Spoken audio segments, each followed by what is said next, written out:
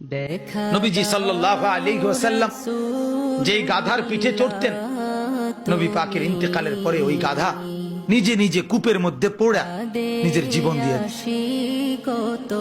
নবী সাল্লাল্লাহু আলাইহি সাল্লামের ইন্তেকালের পরে যেই উটনি, আল্লাহর নবী সাল্লাল্লাহু আলাইহি সাল্লাম উটনি মানে মহিলা জাতের উট, এই উটনিতে চড়তেন।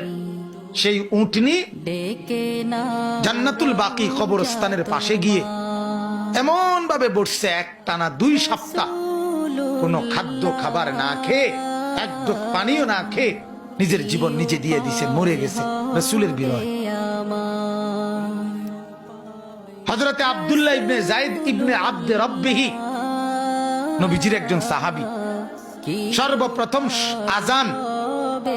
আজানের যে বাক্যগুলো যিনি স্বপ্নে দেখছে, এই সাহাবী আব্দুল্লাহ ইবনে যায়েদ ইবনে আব্দে রব্বিহি, এই উনি বাগানের মধ্যে কাজ করতেছিলেন, খেজুর বা আঙ্গুরের বাগানে। এই অবস্থায় ওনার কানে আওয়াজ পড়ছে, সরদারি দো আলম নবীজি ইন্তেকাল করছে। এই কথাটা ওনার কানে আওয়াজ শুনছে আর কি, নবীজি কি হয়েছে, ইন্তেকাল।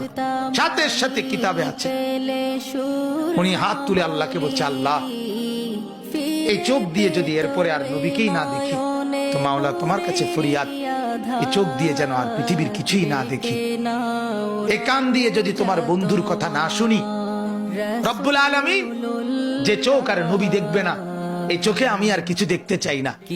যে কান আল্লাহর নবীর কথা শুনবে না, সেই কান আর কিছুই শুনতে চাই না। আল্লাহর কসম কিতাবে আছে, আমরা নিজে বুখারীর শরা ব্যাখ্যা গ্রন্থে এটা পড়ছি, পড়াইছিও ছাত্রদের।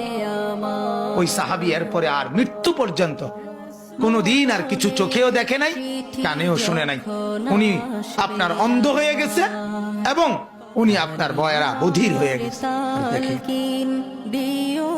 তাহলে কি পরিমাণ বিরহ, আমি এটা বুঝাইতে চাই। নবী পাক সাল্লাল্লাহু আলাইহি সাল্লাম সেই তাকেও কি যাইতে হইছে, কবরে যাইতেছে।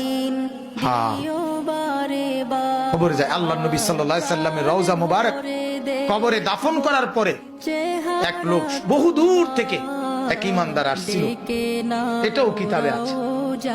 আয়েশা আল্লাহর নবী সাল্লাল্লাহু আলাইহি সাল্লামকে আয়েশার পায় নাই, দেখে নাই, এই কবরের মাটির মধ্যে চিৎকার দিয়েই জীবন দিয়েছে। এটাও আমরা কিতাবে পড়ছি, জাযবুল কুলুব ইলা দিয়ারিল মাহবুব, এটা আরবি কিতাবের নাম।